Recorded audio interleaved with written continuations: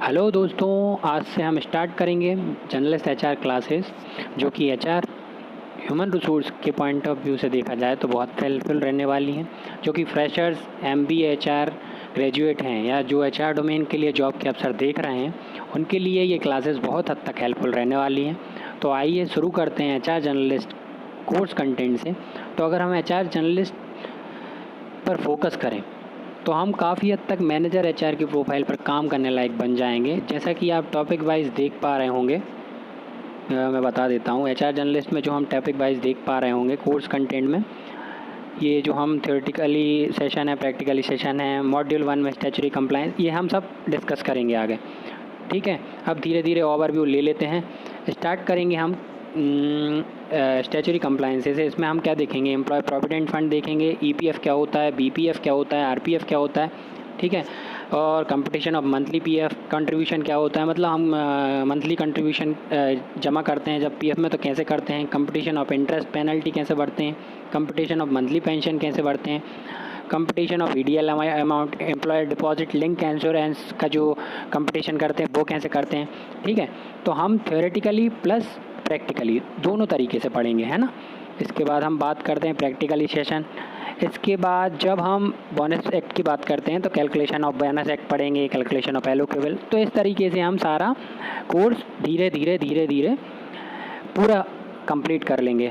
इसके बाद जब हम जनरली नीचे आएंगे तो ईएसआईसी देख पा रहे होंगे आप। ईएसआईसी के बारे में बात करेंगे कि ईएसआईसी जमा कैसे करते हैं, चालान कंट्रीब्यूट कैसे करते हैं, competition of interest penalty, ESIC के बेनिफिट क्या होते हैं, ईएसआईसी होता क्या है, कंट्रीब्यूशन पीरियड क्या होता है उसका, ऑनलाइन रजिस्ट्रेशन ऑफ एस्टेब्लिशमेंट, मतलब OLI पोर्टल पे आपको रजिस्ट्रेशन कैसे करना रहता है अगर न्यू कंपनी में है तो।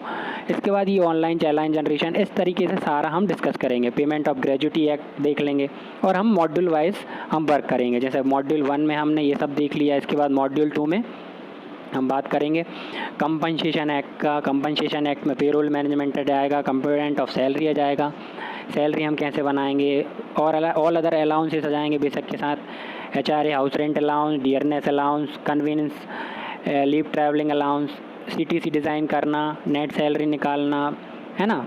ये सब हम धीरे धीरे डिस्कस कर लेंगे।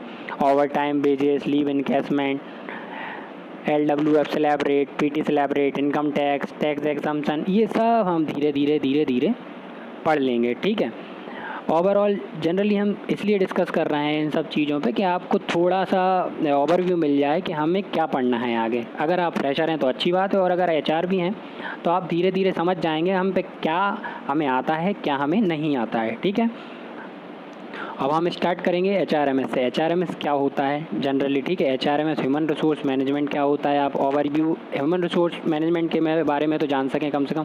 HR अगर स्टार्टिंग सीढ़ी चढ़ रहे हैं HR की, तो HRM जानना बहुत ज़रूरी है। ह्यूमन रिसोर्स मैनेजमेंट होता क्या है, तो ठीक है, इसके अंदर क्या क्या कंसिस्ट होता है, फिर हम पढ़ेंगे आगे ESIC, बोनस, ग्रेजुटी, ये सब धीरे धीरे इसमें क्या क्या आता है। ठीक है, स्टैच्यूटरी कंप्लायंस इसमें क्या आता है।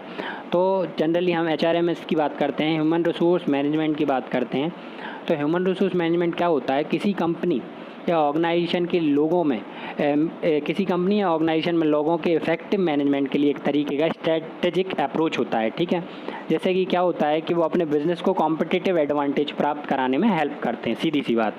और अगर हम सिंपल वे में बोलें, HRM क्या करता है? यह इंश्योर कराता है कि कोई भी ऑर्गेनाइजेशन लोगों के माध्यम से सक्सेस प्राप्त करने में कैपेबल होती है। ठीक है, अब आप समझ गए होंगे ह्यूमन रिसोर्स मैनेजमेंट क्या होता है, ठीक, और इसकी क्या ज़रूरत होती है वो आगे पढ़ेंगे हम। HRM पे बहुत एक डीप में हम एक इसका वीडियो बनाएंगे जिसमें आपको पता चल जाएगा कि HRM कितना डीप है। ठीक है, ह्यूमन रिसोर्स मैनेजमेंट। अब हम बात करते हैं ह्यूमन रिसोर्स के मेजर पार्ट्स, इसमें क्या क्या कंसिस्ट होता है। तो ह्यूमन रिसोर्स में पहला आता है स्टैच्यूटरी कंप्लायंसेस, इसके अंदर हम पढ़ेंगे। इसके बाद हम लेबर लॉस पढ़ेंगे, फिर इसके बाद कोर HR डोमेन एरिया पर बात करेंगे। ठीक, तो हम स्टैच्यूटरी कंप्लायंसेस पे बात कर लेते हैं। इसमें भी स्टैच्यूटरी कंप्लायंसेस के अंदर क्या क्या पढ़ेंगे हम? EPF एक्ट पढ़ेंगे, ESIC, bonus, gratuity, compensation, income tax, सारा हम कवर करेंगे। ठीक है, इसके बाद हम लीव्स पे वर्क करेंगे, सैलरी ब्रेकअप, ये कंपनसेशन एक्ट के अंदर आ जाएंगे। Leave, salary breakup, payroll process, ये सब हम धीरे धीरे सब कवर करेंगे। ठीक, अब क्या है, आज के लिए तो बस इतना ही, बस ओवरव्यू दे रहा था मैं आपको जनरली कि एचआर में कोर्स कंटेंट का ओवरव्यू मिल जाए और आपको एचआरएमएस होता क्या है। हम जनरली अगर फ्रेशर लेवल पे हैं या फिर हम स्टार्ट कर रहे हैं हमारी एचआर की जर्नी, तो हमें अपना पता चल जाए, ठीक है, कि हम पढ़ने क्या वाले हैं। तो ये सब हम इसके अंदर पढ़ेंगे। अब आगे चल के हम क्या करेंगे, नेक्स्ट वीडियो में हम स्टार्ट करेंगे क्लास, तो हम कहाँ से पढ़ेंगे, employ provident fund organisation, employ provident fund and miscellaneous provision act के बारे में पढ़ेंगे, ठीक है, जो कि क्या है, स्टैच्यूटरी कंप्लायंस का पहला पार्ट है, ठीक है। तब तक के लिए क्या है, यहीं इस लेक्चर को यहीं विराम दे रहा हूँ मैं, और तब तक के लिए आप अगर आपको और कोई डाउट हो तो बता दीजिएगा मेरे को कमेंट बॉक्स में। तब तक के लिए take care, goodbye, thank you so much for watching.